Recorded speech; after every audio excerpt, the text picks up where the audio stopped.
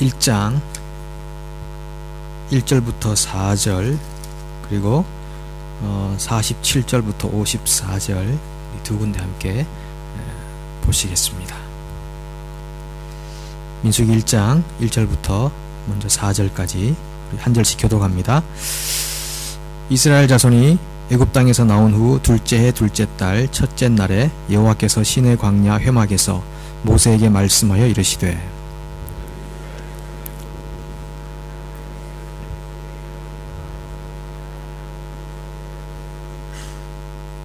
이스라엘 중 20세 이상으로 싸움에 나갈 만한 모든 자를 너와 아론은 그 진영별로 계수하되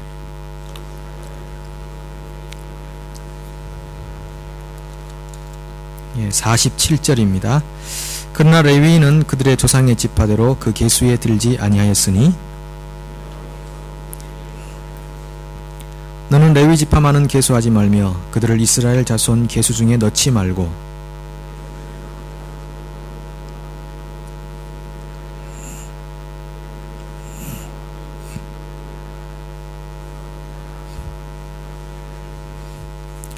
성막을 운반할 때에는 레위인이 그것을 걷고 성막을 세울 때에는 레위인이 그것을 세울 것이요 외인이 가까이 오면 죽일지며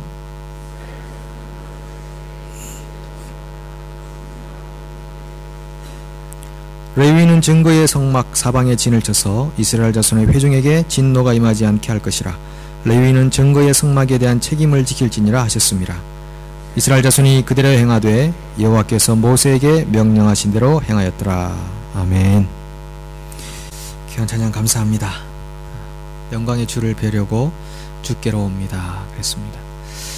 사목장이 아닌 분이 한 분 계신 것 같은데 품앗이 하시는 건가요? 예, 찬조 출연. 예, 감사합니다. 주님께로 가는 것, 그것이 우리 인생의 목표점입니다. 우리의 인생의 끝에 주님이 계셔야 됩니다. 인생 다 가셨는데 거기 아무도 안 계신다. 굉장히 곤란합니다. 예, 황당하죠. 우리는 모두 주님께로 가는 중입니다. 그래서 우리 옆 사람 한번 축복하시겠습니다. 꼭 주님께로 갑시다. 이렇게 한번. 예, 그래. 예, 네. 꼭 가셔야 됩니다. 꼭 가셔야 됩니다.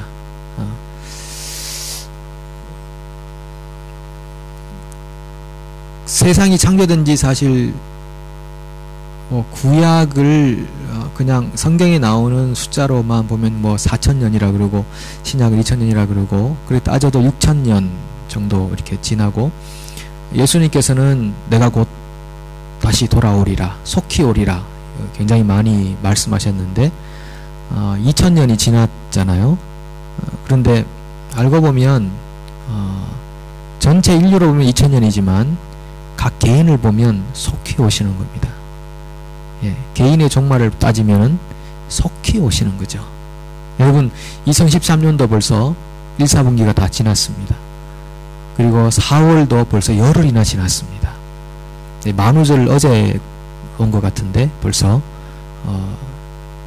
10일이나 지났습니다. 그 만우절날 어떤 분이 앞으로는 이제 신앙생활 그만하고 절로 가겠다고 그러시면서 그 절은 만우절이다 그렇게 문자를 보내고 하셨는데 예, 시간이 많이 남는 것 같은 생각이 들었습니다.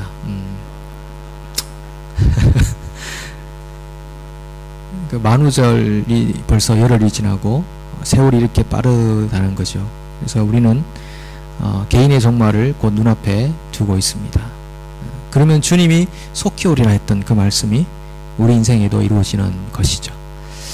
예, 그때까지 여러분 깨어서 기도하면서 낙심하지 마시고 시험 들지 마시고 늘 하나님께로 한 걸음씩 한 걸음씩 이렇게 들쑥날쑥 하지 마시고 아주 인테그리티하게 아주 이렇게 신실하게 이렇게 주님 앞에 계속 나가시기를 축복합니다. 하나님께서 명령하셨습니다. 20세 이상 된 자들로서 싸움에 나갈 만한 자들을 한번 계수해봐라. 이렇게 모세에게 명령했는데 모세가 그 말씀 듣고 계수를 해보니까 60만 3,550명이었습니다. 20세 이상 전쟁에 나갈 만한 사람들의 수. 그러면 남자들이 전쟁에 나가니까 여자들하고 20세 이하하고 또 노인들하고 이렇게 합치면은 한 250만은 좋게 되고 뭐 300만까지 되었을 것이라고 예측합니다만 200만, 250만, 300만이라는 거대한 숫자가 이제 이 광야에 지금 나와 있는 겁니다. 오클랜드가 한 125만 명이라고 하면 거의 배나 되는 사람들이 광야에 모여 있다고 생각해 보십시오. 뭐 별의별 일 다 있지 않겠습니까? 그런 그 하나님의 백성이라고 불리는 사람들이 광야에 지금 나와 있습니다. 이 민수기에 나오는 이 백성들을 가만히 보면요, 마치 하나님 나라의 백성들인데 세상 나라 안에 거할 때 어떤 모습으로 거해야 되는지를 우리에게 잘 말해주는 그런 장면이 민수기에 나오는 장면들입니다. 우리가 하나님 나라의 백성인데 세상에 살고 있잖아요. 마찬가지입니다. 이스라엘 백성들의 모습, 우리들의 모습이 이렇게 얻을 수 있는 교훈들이 참 많습니다. 느헤미야가 성벽을 재건할 때 한 손에는 창을 들고 한 손에는 삽을 들고 이렇게 방비하면서 작업했던 그런 걸 기억나시죠? 마치 양면성을 지니고 있는 것처럼 방비하면서 일을 하는 모습. 20세기의 기독교, 개신교의 탁월한 신학자라고 불리는 칼 바르트라는 신학자가 하는 말이, 그리스도인들은 한 손에는 성경을, 한 손에는 신문을 들고 있어야 된다, 이렇게 얘기했습니다. 하나님 나라의 백성으로서 현 세상의 상황들을 이해하는 그런 인식과 또 통찰력이 필요하다는 그런 얘기가 되겠죠. 그래서 우리 보통 물에서도 살고 육지에서 사는 그 존재를 뭐라고 그러죠? 양서류라고 하죠. 우리 옛날에 생물 시간에 배우고 있었잖아요. 양서류. 양쪽에 다 살 수 있다는 건데, 이걸 나쁘게 생각하면 뭐 여기저기도 아닌 타협의 사람이 되겠지만, 그런 의미 말고 좋은 의미로 봤을 때 우리는 하나님 나라의 백성으로서 이 땅에 현존하여 살고 있는 그런 민수기에 나오는 광야 생활하는 백성들과 같은 모습을 지니고 있습니다. 이게 한 면만 강조가 되면요, 세속주의에 빠지든지 아니면 잘못된 그 경건주의에 빠져버리고 맙니다. 그 예수님 당시에 SNF파 같은 사람들, 쿰란 공동체를 이루고 살면서 동굴에 들어가서 우리는 속세가 싫다, 동굴에 들어가서 자기들만의 생활을 했던 그런 공동체, 그것도 뭔가 문제가 있고, 그리고 세속주의로 물들어버린 사두개파 같은 사람들, 정치에 실권을 장악하고 그리고 기득권을 누렸던 사두개파, 이런 양면적인 모습은, 극단적인 모습은 하나님의 사람들의 모습이 아닙니다. 그래서 하나님 나라의 백성으로서의 분명한 정체성을 가지고 세상 안에서 어떻게 현존하며 살 것인가, 그것이 오늘 민수기가 오늘 21세기를 살고 있는 우리들에게 주는 귀한 교훈의 말씀들이죠. 하나님 나라와 세상 나라를 비교해 볼 때 동일한 면이 있다면, 지금 이스라엘 백성들처럼 싸움에 나갈 만한 사람들 60만 3,550명이라는 군사들이 있다는 것에 대해서는 동일한 면이 있지만, 차이점이 있다면은 이스라엘 나라 안에는 레위 지파라는 특별한 구별된 백성들이 있었다는 점입니다. 레위 지파가 무엇을 우리에게 말해주는가 하면, 이스라엘은 세상 나라의 백성들과 다르다는 것을 대표성의 원리로서 우리에게 보여주는 것입니다. 이분들은 이스라엘 백성들의 항상 한가운데 어떤 그 중심을 차지하고 있던 물체인 그 증거의 성막이라고 하죠. 그 증거의 성막을 안전하게 보호함으로써 이스라엘을 하나님 안에서 안전하게 만드는 그런 역할을 했던 사람들이 레위 지파고, 그들은 군 면제자들이었습니다. 군대에 나가지 않는 것입니다. 면제받고 살도록 그렇게 했습니다. 그래서 일반 사람들이 그 증거의 성막 안으로 가까이 다가오지 못하도록 안전하게 백성들을 지켜주는 역할을 했습니다. 그러니까 이거는 사느냐 죽느냐의 문제가 달린 중요한 무거운 그런 사안이었습니다. 그냥 신앙생활 하는 것이 뭐 이렇게 소풍 가듯이 피크닉 가듯이 뭐 이렇게 살아가는 그런 삶이 아니었고, 살 거냐 죽을 거냐, 하나님 앞에서 살 거냐 죽을 거냐, 그 정도로 굉장히 무거움을 가졌던 그런 지파며 백성들의 모습이었죠. 그래서 이 회중들에게, 이 레위 지파가 하는 일은 회중들에게 하나님의 진노가 임하지 않게 하는 것, 이것이 레위 지파가 했던 중요한 역할이었습니다. 아니 근데 한번 생각해 보십시오. 하나님이라는 분이 자기 백성이라고 불러가지고 결국 하려고 하는 게 뭡니까?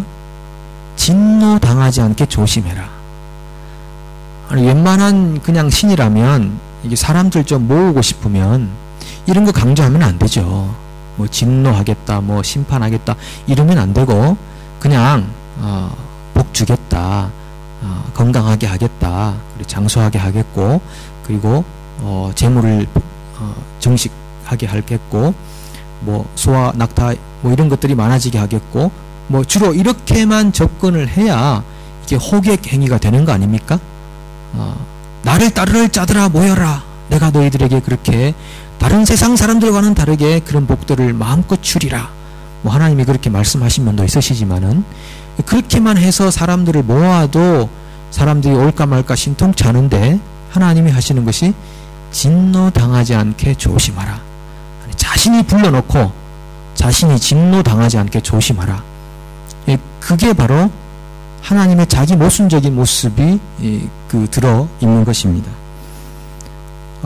저는 이 말씀 가운데 우리가 깊이 새겨야 할 복음의 내용들이 있다고 생각하는데, 특별히 구약에 나오는 선지자인 아모스 같은 선지자도 이렇게 말합니다. 3장 2절에 보면 내가 땅의 모든 족속 가운데 너희만을 알았나니 그러므로 내가 너희 모든 죄악을 너희에게 보응하리라.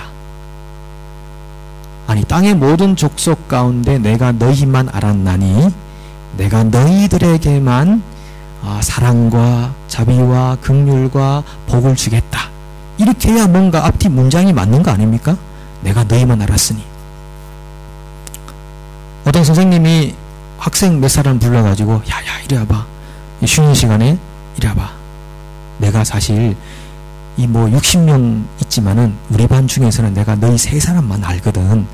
그러니까 앞으로 너희가 잘못하면 내가 굉장히 때릴 거야. 이게 말이 되냐는 거죠.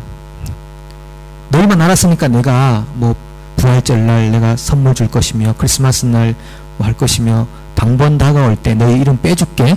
이래야 뭔가 말이 되는 거 아니냐는 거죠. 그런데 하나님이 하신 말씀이 내가 이 모든 족속들 중에 이스라엘 너희만 알았나니 그러므로 너희의 모든 죄악을 내가 보응하리라. 이거 뭐라는 말입니까? 가라는 말입니까? 하나님의 자기 백성과의 관계 안에는 반드시 이런 면이 있다는 것을 기억해야 하는 것입니다. 또 하나 예를 들어보면 하박국 선지자 시대 때 그 악인들이 막 활개치며 다녔습니다. 선하다고 하는 하나님의 백성들의 삶에 고통이 있고 악하다고 하는 사람들, 뭐 자기 술술 쓰고 뭐 기만하고 이런 사람들의 삶이 번성하고 살아가는 모습을 하박국이 보면서 신정성이라는 문제에 빠졌습니다. 과연 신은 정당한가? 하나님은 정말 정당하십니까? 악인들이 이렇게 버젓이 살고 있는 세상에서 하나님은 왜 침묵하고 아무 일도 안 하고 계십니까? 라고 하나님께 질의합니다. 그때 하나님께서 응답하시는데, 야 기다려봐라, 내가 그 악인들을 심판할 거다. 조금만 기다려보면 어떻겠니? 그러면서 이제 그 응답의 마지막 가면 2장 20절에 하박국 2장 20절에 그렇게 말씀하죠. 오직 여호와는 그 성전에 계시니 온 땅은 그 앞에서 잠잠할지니라. 하박국이 그 응답을 듣고 너무너무 기뻤어요. 기뻐가지고 3장 2절에 가면 이렇게 다시 하나님 앞에 고백합니다. 여호와여, 내가 주께 대한 소문을 듣고 놀랐나이다. 여호와여 주의 일을 이 수년 내에 부응하게 하옵소서. 뒷말을 들어보십시오. 이 수년 내에 나타내시옵소서. 이렇게 해놓고 우리가 생각하는 건 뭡니까? 부응케 해달라고 했으니까 하나님 이 민족과 나라에 이 엄청난 그런 능력을 역사하셔서 절대적인 강대국이 되게 하시고, 그리고 경제대국이 되게 하시고, 사람들이 더 많아지게 하시고, 다른 사람들이 넘보지 못할 그런 힘을 우리에게 주옵소서. 이게 우리가 생각하고 있는 부흥이란 말과 좀 연관될 것 같은데, 이 하박국 선지자는 하나님 응답을 듣고 하는 말이 이 수년 내에 부흥하옵소서 나타내시옵소서 해놓고 뒤에다가 진노 중에라도 긍휼을 잊지 마옵소서 라고 합니다. 그러면 부흥이라는 말과 연관되는 말은 진노라는 말입니다. 진노. 하나님의 진노를 이 땅에 부으시옵소서. 그러나 주님 그렇게 진노하실 때라도 긍휼은 잊지 말아 주옵소서라고 간구합니다. 우리가 생각하고 있는 부흥의 개념을 바꿀 필요가 있다는 것입니다. 우리 1907, 어게인 1907, 그리고 우리 1907년도에 부흥을 다시 오게 하자, 100년 만에 2007년에 전국, 우리 한국의 전국 땅에서 부산에서 어디까지 해서 막 부흥 집회도 하고 많이 했잖아요. 근데 부흥이 안 왔잖아요. 근데 부흥이라는 그 개념 정의 자체가 많아지고 풍성해지고 이런 의미로 부흥을 가지고 있으니까 부흥이 올 리가 없죠. 부흥이라는 것은 함부로 쓸 말이 아니잖아요. 하나님 우리를 진노해 주십시오. 우리에게 잘못된 부분이 있다면 징책해 주시고 우리를 책망해 주시고 채찍질해 주십시오. 우리가 죄에서 떠나는 그런 결단력이 있게 도와주십시오. 이게 부흥의 진정한 의미라는 거죠. 근데 그런 거 없이 그냥 성장하고 많아지고 풍성하게 해주십시오. 이런 세속적인 개념의 부흥만을 노래했으니까 과연 부흥이 교회 안에 임하겠냐는 거죠. 정말 그 부흥의 의미를 알고 하나님 우리를 부흥케 하옵소서라고 했다면 온 크리스찬들이 다 정말 배를 동이고 금식하면서 하나님 앞에 내가 잘못하고 있는 삶의 그름이 하나님 뭡니까? 그거 가르쳐 주셔서 내가 아프더라도 그 죄에서 돌아서게 도와주십시오. 그런 면으로서의 부흥을 노래하지 않았다는 거, 그것이 문제가 아닌가 생각해 보는 거죠. 그래서 하박국 선지자는 강력하게 간구하기를 하나님 그렇게 징책하시고 자기 백성을 때리시되 그러나 긍휼만은 잊지 말아 주십시오. 이렇게 간절히 간구하는 것을 보게 됩니다. 이런 하나님, 여러분 진노하신 하나님, 자기 백성 불러놓고 진노 임하지 않게 조심해라 라고 하는 그 하나님을 여러분 왜 따르고 신뢰하고 믿고 살아가십니까?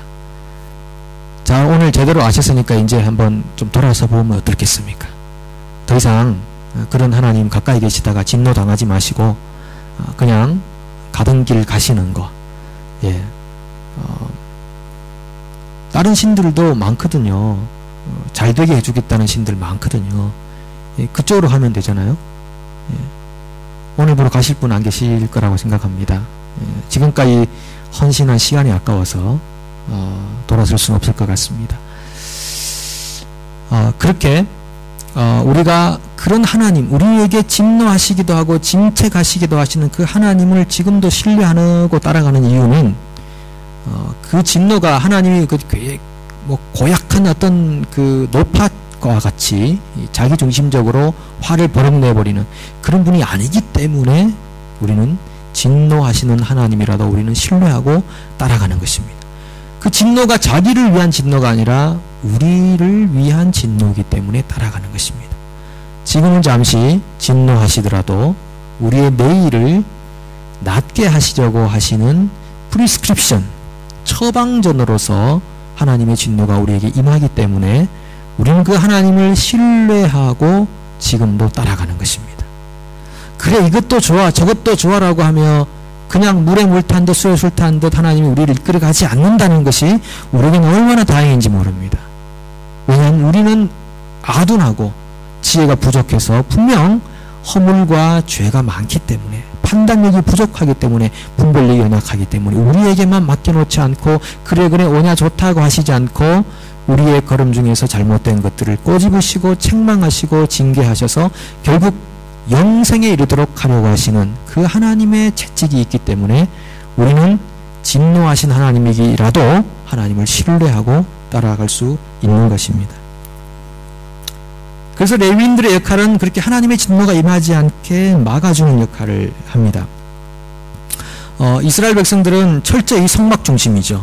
그래서 진을 칠 때도 그리고 행진할 때도 이 성막을 중심으로 해서 가는 겁니다. 진 칠 때 보시면은 이게 진의 동쪽에는 모세와 아론의 자녀들이 동쪽에 갑니다. 주로 출입구가 동쪽에 있으니까 하나님이 동쪽에서 임하신다는 그런 의미를 가지고 있는 거죠. 그래서 동쪽에. 근데 이스라엘 백성들은 동방 태양신, 태양을 경배할 거냐 하나님을 여호와를 섬길 거냐, 그 굉장한 싸움인데 그렇게 서고, 그 다음에 레위 지파가 이 세 족속으로 되잖아요. 뭐죠? 게르손, 고핫, 무라리라고 하는 레위의 세 아들들 중심으로 이렇게 되어 있는데, 요 성막 중심으로 서쪽은 게르손, 남쪽은 고핫, 북쪽은 무라리, 이렇게 해서 아론, 게르손, 고핫, 무라리 이렇게 해서 철저하게 성막을 둘러쌉니다.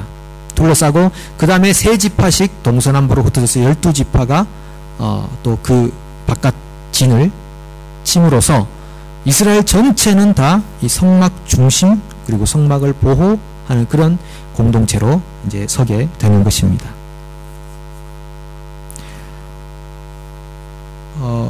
여러분 3장 한번 찾아보실래요?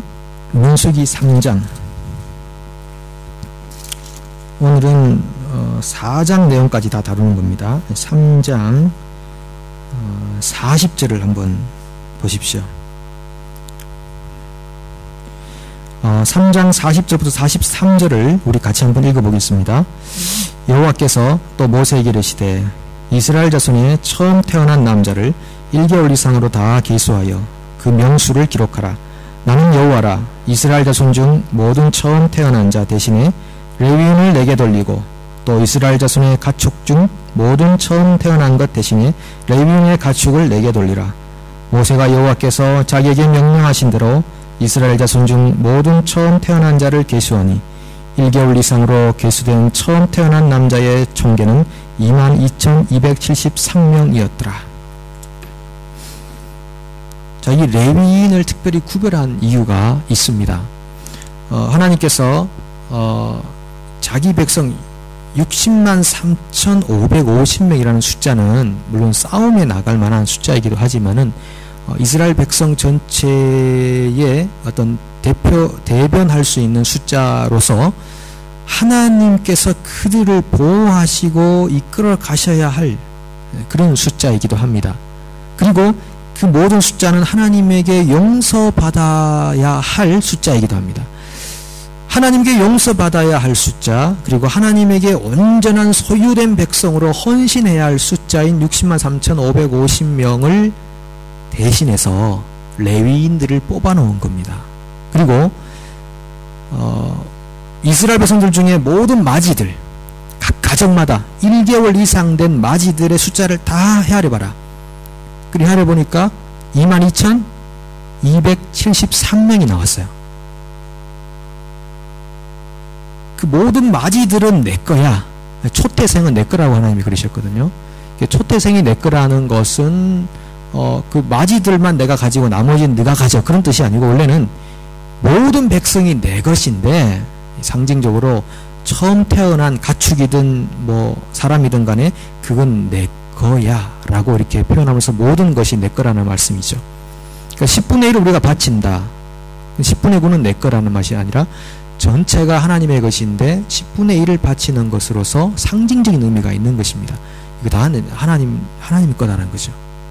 예, 그런 의미로 이 초태생 태어난 사람을 다 헤아려보니까 22,273명이었더라. 그러면 레위인의 숫자가 똑같으면, 1개월 이상의 레위인 숫자가 똑같으면 이거 정말 하나님이 하셨다고 우리가 얼마나 자랑하겠습니까?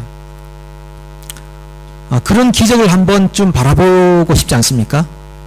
레위 지파 사람들을 1개월 이상 한번 싹 다 헤아리고 초태생 태어난 사람들을 싹 다 헤아리니까 숫자가 똑같았다. 그래서 이야, 역시 하나님은 이 사람이 태어나고 죽는 것까지도 관할하시고 정말 하나님의 놀라운 기적이라고 할 수 있을 것 같은데 하나님은 그렇게 안 하시더라고요.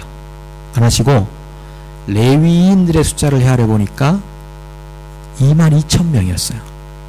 몇 명이 모자라는 거죠? 예, 273명이 모자라게 된 겁니다. 자, 그럴 때 해결 방법이 몇 가지가 있습니다. 이스라엘 백성들 중 초태생으로 태어난 273명을 죽이면 됩니다. 죽이지 말까요? 예. 죽이면 같아지죠. 22,000명으로. 아니면은 1년 안에 빨리 레위인들이 자녀를 낳아서 273명을 더 낳으면 되죠. 근데 이게 뭐 말처럼 아이 낳아 한다고 하면 되겠습니까?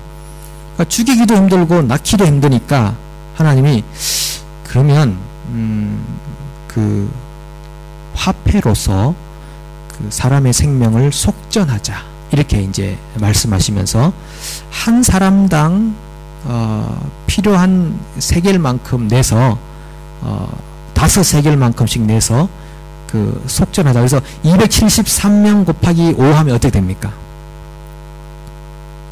뭐 계산기로 하면 되죠. 굳이 머리를 할 필요 없이 뉴질랜드 스타일로 1365 맞습니까? 1365 세겔이 나옵니다. 그러니까 1365 세겔을 아론의 자녀들에게 주라는 겁니다. 그러면 273명이 모자라도 다 용서받는 걸로 하겠다는 겁니다. 하겠다는 겁니다. 그러니까 60만 3,550명의 숫자는요, 하나님에게 용서받아야 할 숫자입니다. 하나님과 함께 할 수 있다는 것은 용서받아야 함께 한다는 거죠. 천국은 누가 가는 겁니까? 용서받는 사람들이 가는 겁니다. 선한 일 많이 한 사람이 간 게 아니고 용서받는 사람이 가는 곳이 천국입니다.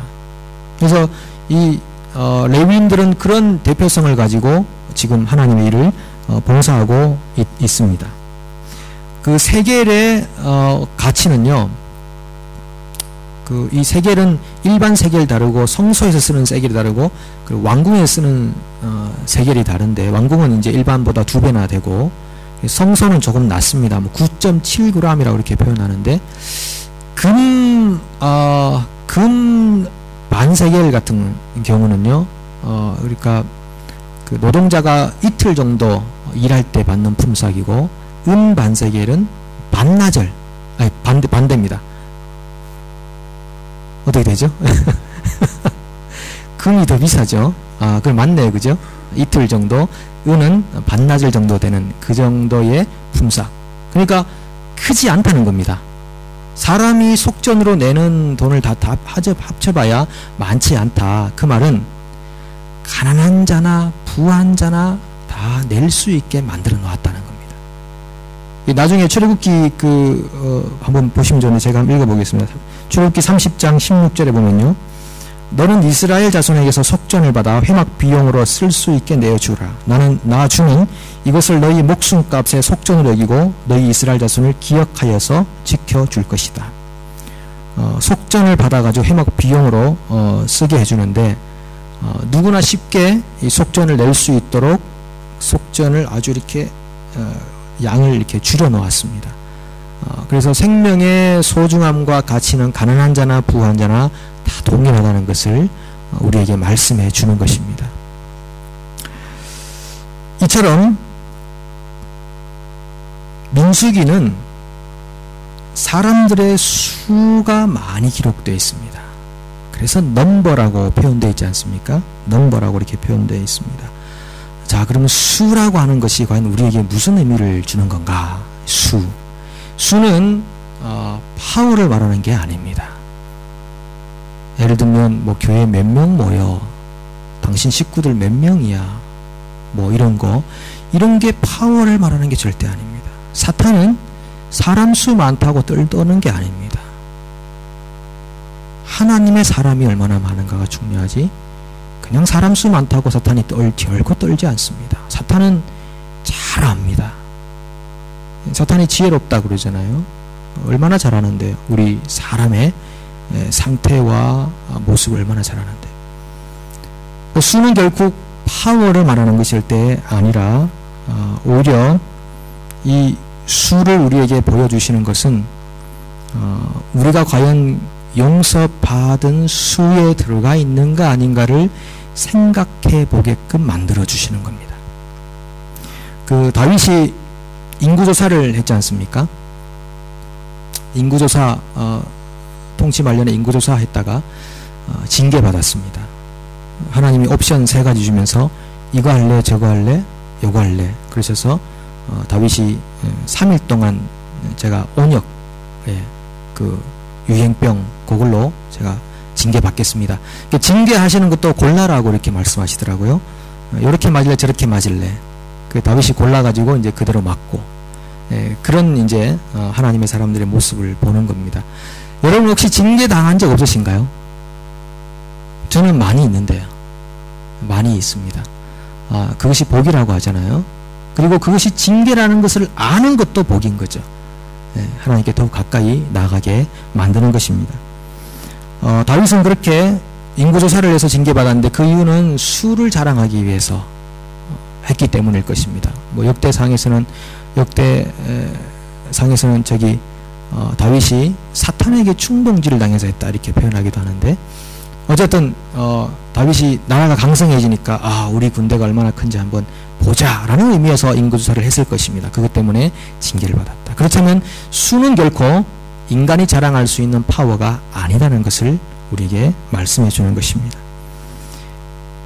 오늘 민수기 강의 처음이니까요. 민수기를 잠깐 설명합니다. 이 민수기는 원어상 원래 와에 다베르라고 해서 첫 시작하는 그 문구가 주로 이 모세오경은 히브리어로 첫째 말로서 성경의 이름을 정한 겁니다. 창세기란 말은 브레시트라는 그 히브리어가 가장 먼저 나오기 때문에 태초에 그래서 창세기라는 이름이 쓰여진 거고 그 다음에 이 민수기 같은 경우는 와에 다베르라고 해서 그가 말씀하셨다 이렇게 돼야 되는데 이 레위기가 그가 부르셨다로 시작하기 때문에 혼돈이 될 것 같아 가지고 사람들이 그가 말씀하셨다라는 것으로 이름을 붙이지 않았습니다. 그리고 나중에는 원래 이 민수기 내용이 주로 광야에서 일어나는 얘기잖아요.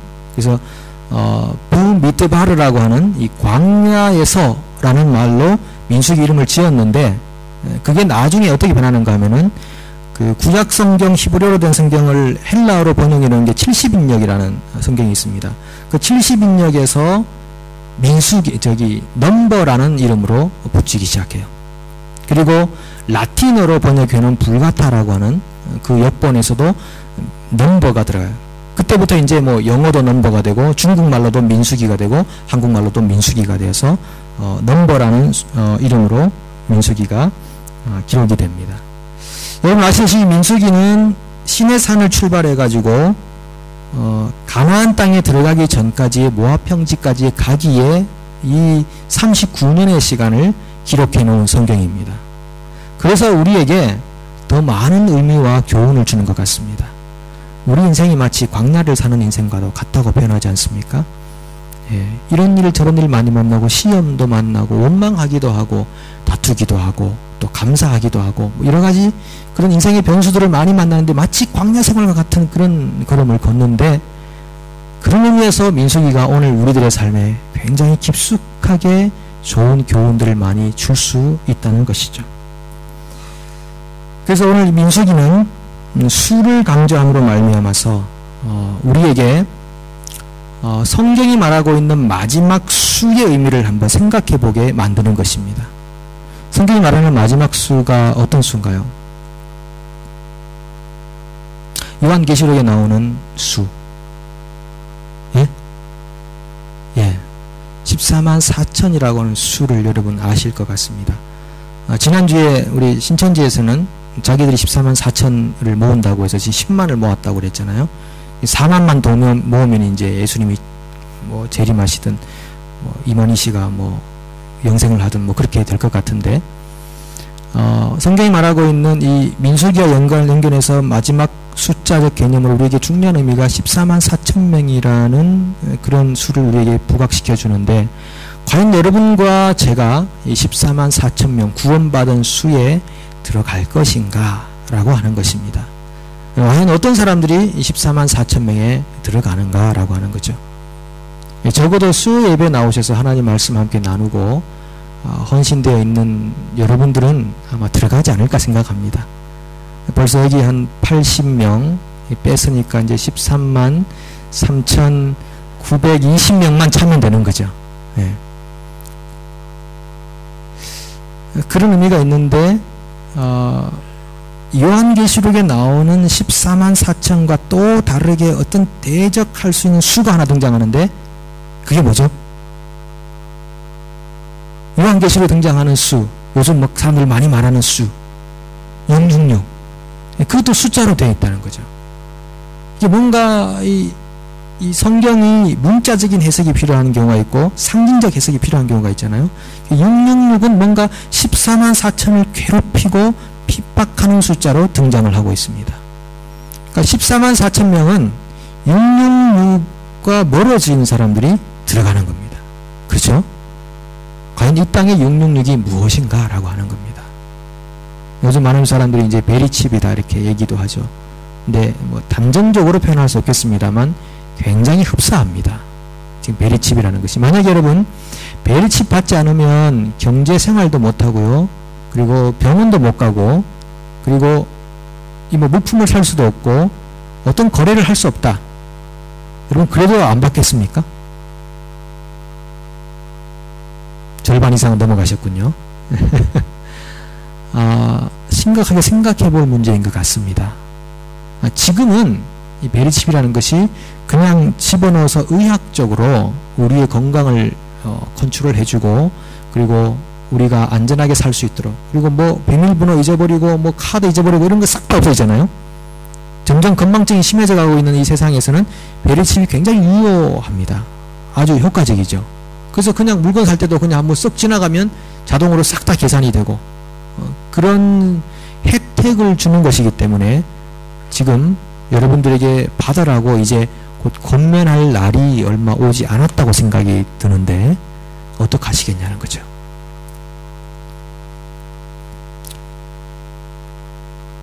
자, 이것은 우리에게 현실적인 굉장히 중요한 문제인 것 같습니다. 뭐 답은 여러분들이 생각하십시오. 여러분들이 한번 곰곰이 자신을 돌아보십시오. 어떻게, 나는 과연 어떻게 할 것인가를 돌아보십시오. 저는 오늘 이 민수기를 보면서 60만 3,550명의 숫자를 보면서 14만 4천 명이라는 구원받은 수를 생각하고, 그 구원받은 수는 그냥 고난 없는 구원받은 수의 의미가 아니라 666을 거부할 수 있는 숫자로 각인되고 있다는 것입니다. 아니, 베리칩이 아니더라도 여러분들에게 오늘 666이 될 만한 세상에 좋은 것들은 없습니까? 자, 이제 우리는 종말의 시대를 산다고 하잖아요. 여러분, 남아있는 시간을 무엇을 하며 사시겠습니까? 아니, 적당히 여유를 부리고만 사는 것이 여러분에게 주어진 인생의 목적입니까?